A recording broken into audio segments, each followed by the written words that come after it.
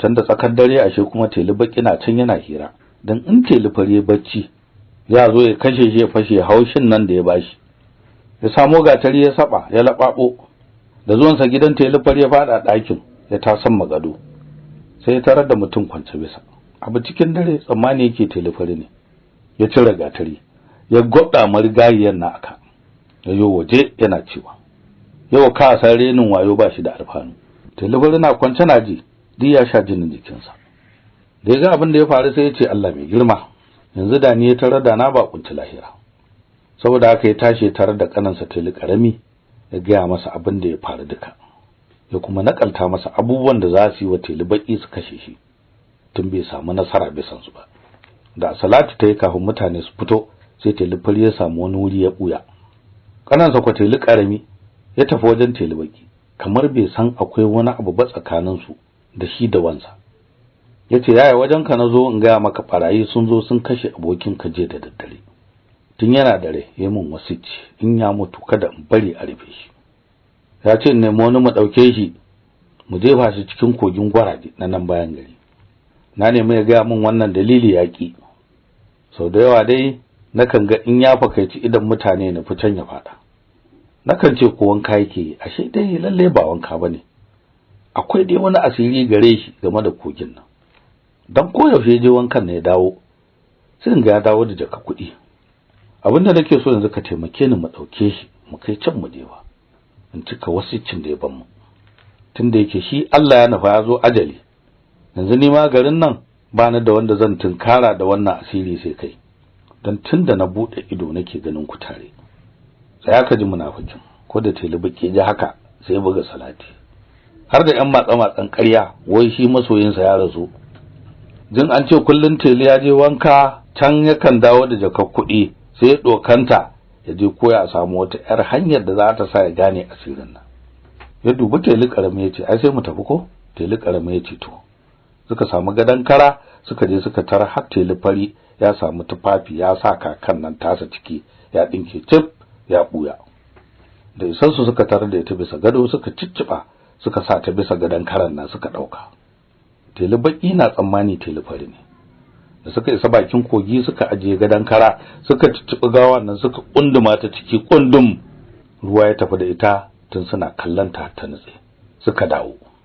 Teli karami na bakin cikin mutuwa kakarsa teli baki kuwa na ta sake a ransa yadda zai wa teli karami wayo ya kwace dukiyar da teli fari ya bari. Da gari ya waye teli fari ya fito daga inda yake boye ya samu kayan ado masu tsada ya saya ya sanya. Ya tashi yana rausa takama har zauren teli baki. Ya kwatarar da shi ya kame bisa wani dan wundi nasa yana busa lofe. Ko da ya kalla ido ya ga teli fari sai gaban sa ya fadi. Ya dube shi ya ce wane ne wannan kamar teli fari? Teli fari ya ce ni wane ba kama ba. Teli baki ya ce ashe ba kai barayi suka kashe ba je muka jefa ka a kogin gwaraje. Teli fari ya ce ni fa ne. Teli baki ya ce to in kai ne ya aka fara kai rai an taba mutuwa a dawo? Teli fari ya ce tsaya ka ji labarin abin nan fa da ban mamaki. Ni dai ina kwance bisa gado na shekaran jiya da daddare ina ta sharar barci. Sai na ji kawai an kwantara min gatari bisa kai.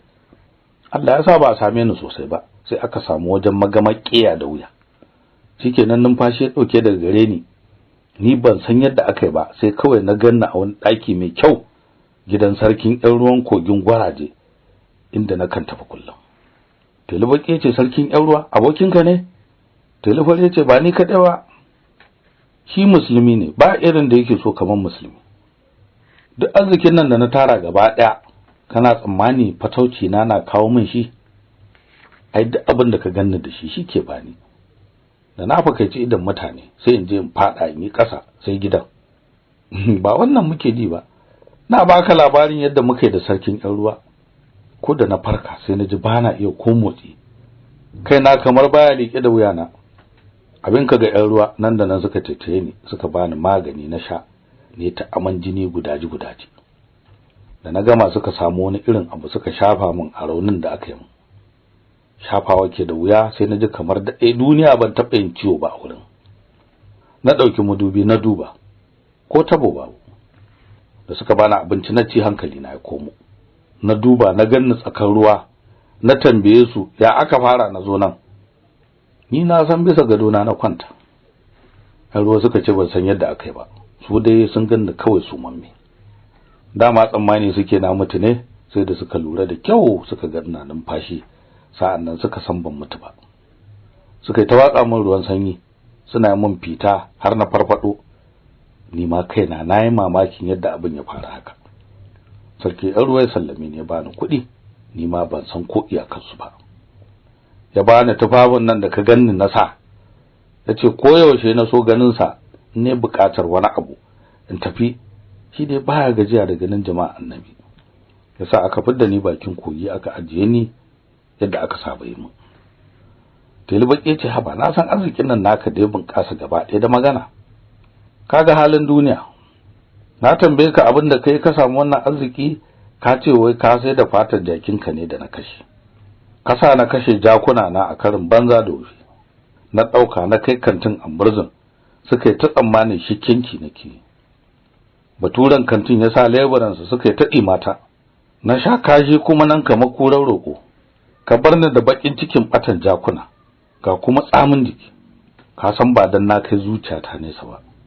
Na tuna yadda muke tun muna ƙanana, na dangana na barka ga Allah ba. Haba, ai kai ma da yanzu kafi ni bakin ciki. Tilifari yace haushi ka bani da ka kashe min dan jakina, shi yasa na rama. Kuma tambayar da kai min ba da zan yi in baka amsar ta. Domin gudu nake kada mutane su gane alherin sarkin ƴan ruwan nan, sai ta zuwa do. Ni ko so nake dimbin dukiyar nan da ya tara taska sannu ta zama tawa. Yau ma dalilin da kaga ya sa na buɗe maka ciki na haka guda ɗaya ne, ba su kai bi ba. Sa'ad da na rabu da ƴan ruwan nan yau da safe, na zo gida na tarar da ƙane na Teli karami. Sai na ga yana duba na yana ta mamaki. Na tambaye shi abin da ya sa shi mamaki na, da kuma yadda aka fara na ga na farka cikin kogin gwaraje. Ni da na san na kwanta bacci a bisa gadona. Ya kwashe al'amarin da ya auku tsakanina da barayi duk, da yadda ya kira ka kuka sha jidali akan ku cika min wasicin da nake kullum, ya gaya mu. To tausayin ka a bisa wannan wahala da kuka sha domin na, shi yasa nazo in gaya maka ashe dai su ma nayi ba mutuwa ba. In bayyana maka abin da ya auku gare ni duka dan hankalinka ya kwanta in ka ganni. Tilibaki ya rike baki ya ce lalle ka isa mai karfin arziki. Garin nan ya kamata sarki ya tsawata, barayi sun haukace. Tilifari ya ce ai abin ba a magana, ni dai Allah ya kyauta ba satan min ko allura ba. Tilibaki ya ce madalla, ya tashi ya rako Tilifari har gida. Yana tafi yana jin Tilifari da tadi yana kekkewa, wai shi murna abokinsa bai mutu ba. Suka yi sallama suka rabu. Magariba na yi sai ga Tilibaki ya zo gidan Tilifari, ya sallama ya shiga. Da suka gaisa yace na zo bara ne, dama ina jin kunyar kada in yi bare ba girma in sayar da hali, nan bukata ba ta biya ba. Tilifari yace kash, tsakanin mu har a samu wani abin da zai fi karfin ka gare ni, tambaye mu je. Tilibaki yace saboda zumuntan nan dake tsakanin mu da kai da soyayyar mu, ina so yadda ka saba da sarkin ƴan ruwan nan, ni kuma ka tafi da ni yau ko gobe ko masa ba. Ko tunda ka nuna min yadda ake ce masa da abin da ake masa, ka bani takarda ni kuma in je in gaishe shi ko ma saba dan gaba. Tilifari ya shiru yana kyankyasar ƙasa yana cewa a ransa, tsuntsu mai wayo a koto kan kama shi. Can sai ya ce, to zan nuna ka gare shi, amma da sharadi, daga gare ka kada in ji wani ya samu wannan asiri. Ka san ni da kai abin da ke tsakanin mu sai ai kurum. Ni da yanzu ba zan koma ba, kada ya zama kamar na fa zari, sai dai kai gobe zan baka takarda ka kai masa. Amma saurara, in zaka tafi sai in samu rigiza in saka ka ciki, in daure bakin in jefa ka. Dan in ba haka akai ba, ina tsoron kada igiyar ruwa ta jaka ka goce gurbin da yake, ka fada gurbin waɗansu makiyan musulmi ka halaka. Tilibaki murna ya tashi ya koma gida yana cewa, in na samu muka yi aminci da sarkin ɗan ruwa haba. Tilifarin me? Sai sake kashe shi ya zama ni kadai ke da fada ga sarkin ƴan ruwan nan. Ni ta shagali na garin nan. Gari na wayewa sai ga Tilibaki ya zo da katuwar gizarsa a kai shi ga sarkin ƴan ruwa. Tilifari ya samu takarda ya rubuta, daga Tilifari zuwa ga uban Gumeda, sarkin sarakuna, gaisuwa mai yawa da so da yadda da girmamawa. Bayan haka na iso gida lafiya, na kuma samu ɗan uwa duka kalau. kayana ko allura barayin nan ba sata ba. Wannan da ya ka takardar nan dan uwana ne, ana kiransa Telebaki. Kullun ina bada labarin alherinka da san da kake wa jama'a annabi, sai taima addu'a ka gama lafiya. Yace yana so in yi masa kokari yazo ya zarce ka dan ya samu tubariki. Ba bare bane, dan uwa ne na hakika. Allah ya dawo mu mulkinka, wasalam. Da ya gama rubuta takardar na ya ba Telebaki ya karanta. Da murna sai tashi rungume Telefari, ya ji dadin an wasa shi. Suka tashi suka nufi kogi da jaka a hannunsa. Da zuwan Telebaki ya shiga cikin rigiza da takarda. Telefari ya samu kirtani ya dinke rigizan nan ram, ya kunduma shi cikin ruwa, yace alhamdulillah. Ramatu ta ga macuci ibada. Fasi yace Telebaki ko ya isa sakare. Ya durkusa ya sallama waziri ya fita. Da azhar ta yau sai ga Fasi ya zo jakadiya da shiga wurin waziri. Jin kadan ta fito tace ka dakata kadan ya gama shanti. Da ya gama Fasi ya shiga, waziri ya tambaye shi gargadi na nawa zamu tashi yau. Fasi yace na 12. Waziri yace mai arziki ko akwara ya sai da ruwa. A azbin can kasar Bugaje akwai wani mutum da matarsa. Ko da yake mutumin nan ba mai arziki bane, duk da haka Allah ya nufe shi da haihuwar wani dan yaro kyakkyawa fari, ana kiransa Bawa. Allah ko ya zuba masa farin jini har duk garin kowa son sai ke. Babban abin da ke kayatar da mutane bisa ga al'amarin yaron nan shine gashi dan shekaru 7, amma duk da haka Allah ya zuba masa jin kai da tausayi da bin umarnin iyaye. In kuma batun jarintaka ne, abin sai a rike baki. Cikin yan tsararrakin sa ko da suka fafata sai ya ga kiyasa kasa. In ya tashi yin abu kuwa baka ga ya bari ba dan tsoro, a'a, wannan har abada. Dan miciji ko balle hukunama mai dan karamin alhaki duk da hannu yake kama su, sai ka ce abin magani. Saboda haka duk inda ya nufa sai mutane su ta kiransa su ne masa kyauta.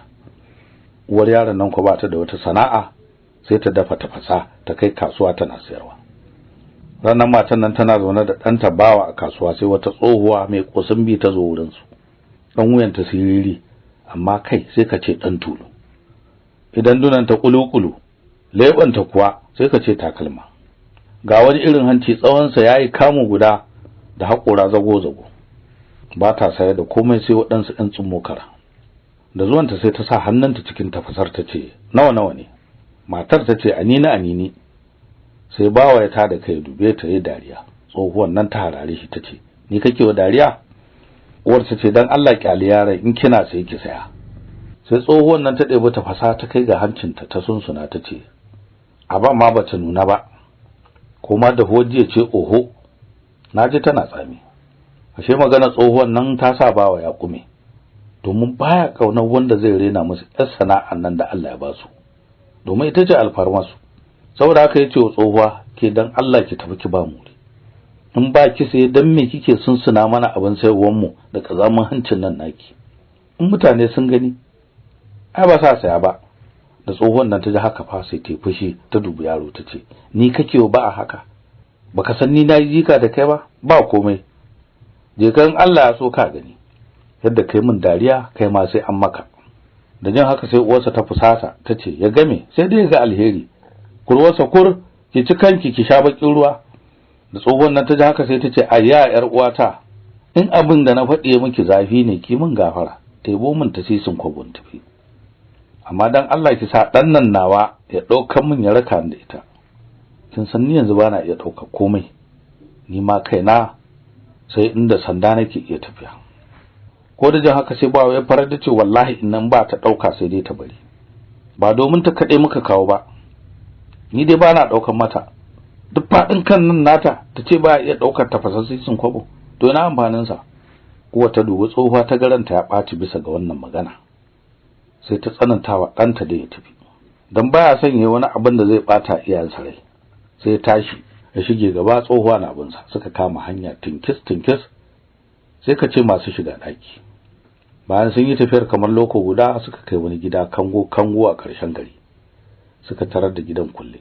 Sai tsohuwan nan ta dauko wani tsohon mabudi daga aljihunta ta bude. Da shigarsa sai Bawa ya ga ashe gidan nan daga baya ne ke mummuna, amma ciki sai ka ce gidan wani sarki ne. Ba komai sai kilisai da katifu bisa gadajen karfe. Tsohuwan nan ta dauko wani kaho ta busa sai wadansu irin beraye tika suka fito. tace min su je su shirya yaron na abinci. Suka tafi bawa ya saki baki yana kallon ikon Allah.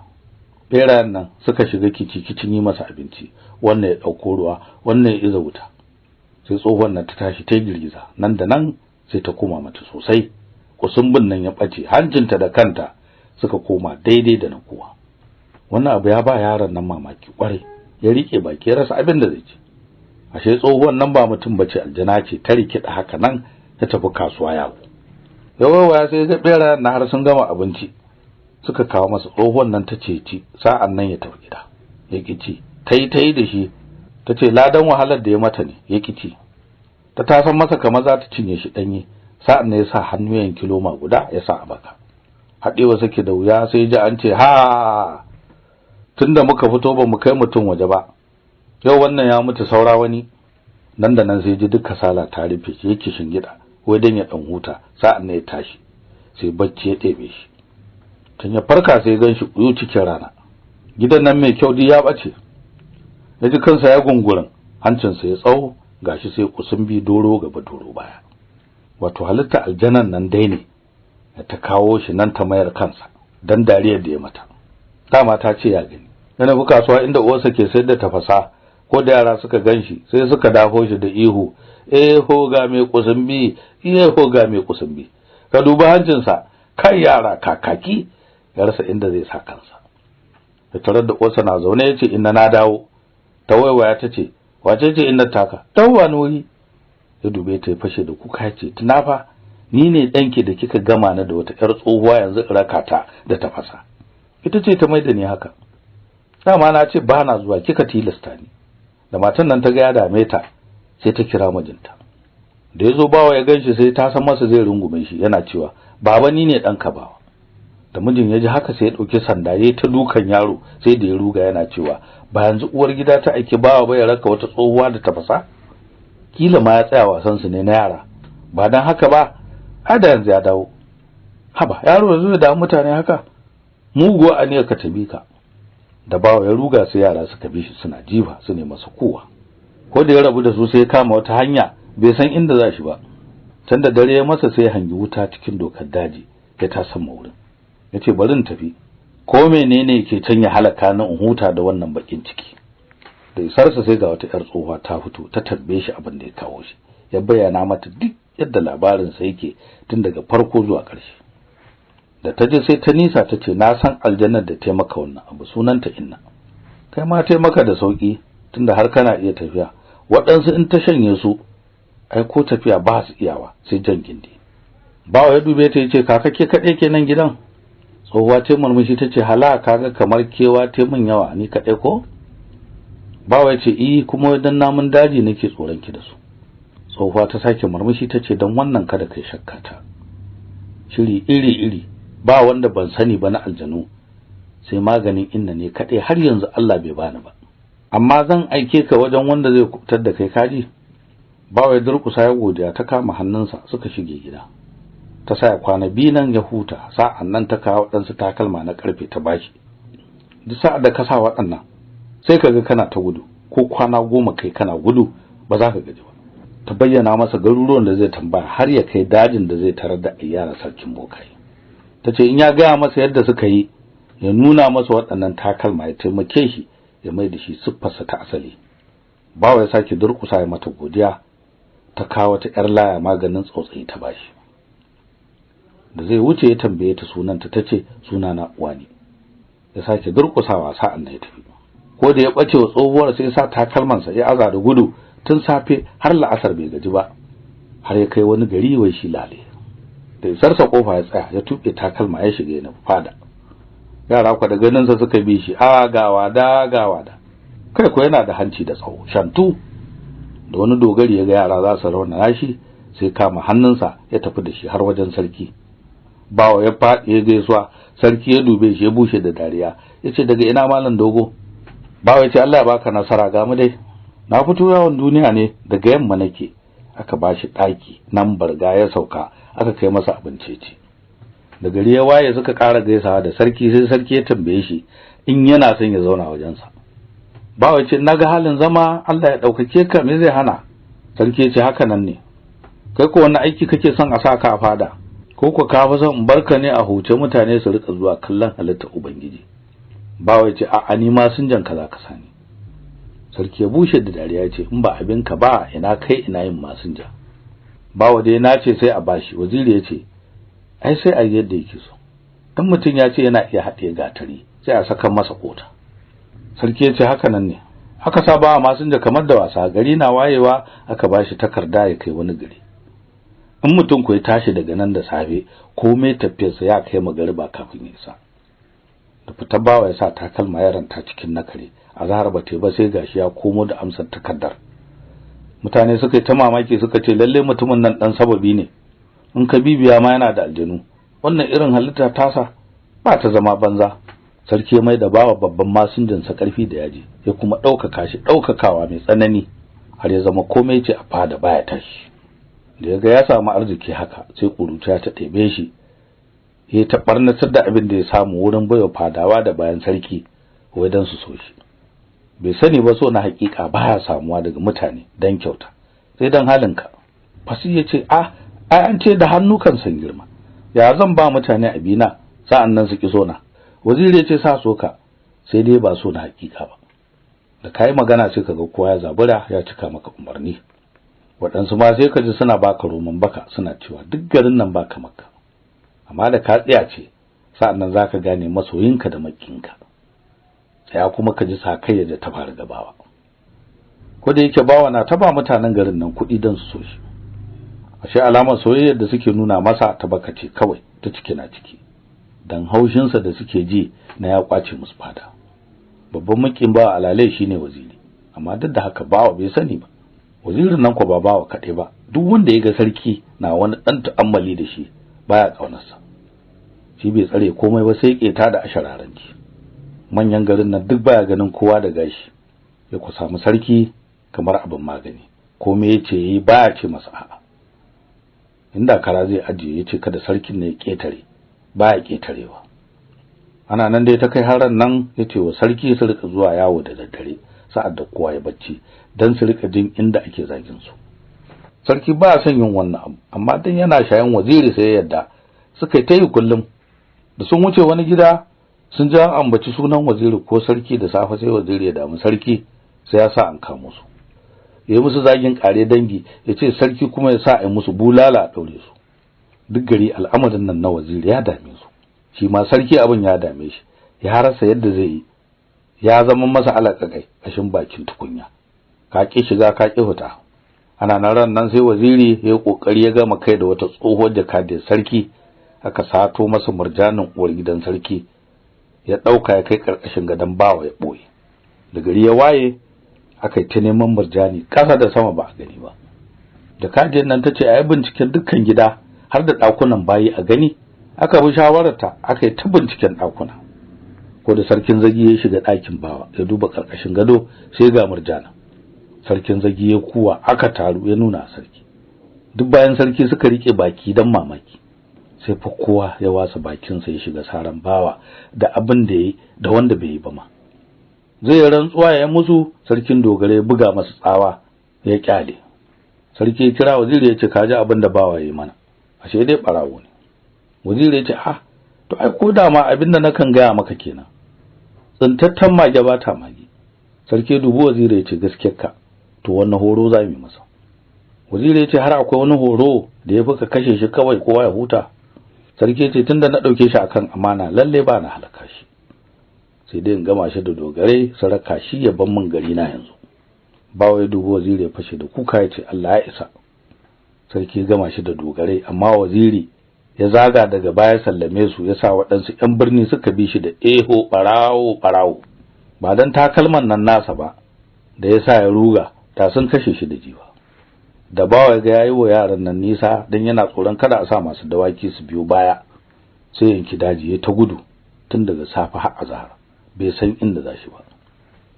Da yaga azhar tayi bai samu wani gida ba sai ce a ransa tunda yake ba gajiya nake ji ba, me zai dame ni, mu je zuwa mahaukaci ya haukura yayi tayi baji ba gani. Can zuwa fitowar ruɗa kuyangi sai kai gindin wani dutse ya duba bisa sai ga gida, ya jajjanye ya ta hawan dutsen nan har ya kai kofar gidan. da isarsa sai tarar da wani dan saurayi a kofar zauren yana da wadan saiwoyi. Bawa yayi masa sallama, saurayin ya amsa, ya tambaye shi daga ina. Yace daga arewa, na fito yawon neman gidan sarkin bokaye Ayyana ne, na bace hanya na fado nan. In ka yadda ina son in ɗarurumi nan, gobe kuma a nuna min hanyar da zan bi in fada sharara. In kuma Allah ya sa ka taɓa jin labarin Ayyana, kai mun kwatanci da gida. Ko da faɗin haka sai ga saurayin ya fashi da dariya yace bari wahalar neman hanya, Allah ya biya shi ka. Ayyanan ne gidan Ayyana, ni ko ni ne ɗansa na fari. Bari in shiga gaya masa. Ya tashi shiga. Bawa ya zauna zugum ya rike baki yana ta mamaki, ya dubi gabas, yayi addu'a ga Ubangiji da ya nufe shi da tsantar dami a kala. An jima kaɗan sai saurayin ne ya fito yace an ce ka shigo. Bawa ya tashi ya shiga. Yana isa ya tarar da wani ɗan tsoho tsamurare yana zaune tsat bisa buzun kura. Da Bawa ya ganshi sai gaban sai faɗi, yana tsammanin aljani ne, dan ya fi kama da aljanu ma da yadda ya kama da ƴan adam. Bawa ya durƙusa ya gaishe shi da ladabi. Tsoho yace naji an ce ka fito neman gidan Ayyana ne ko?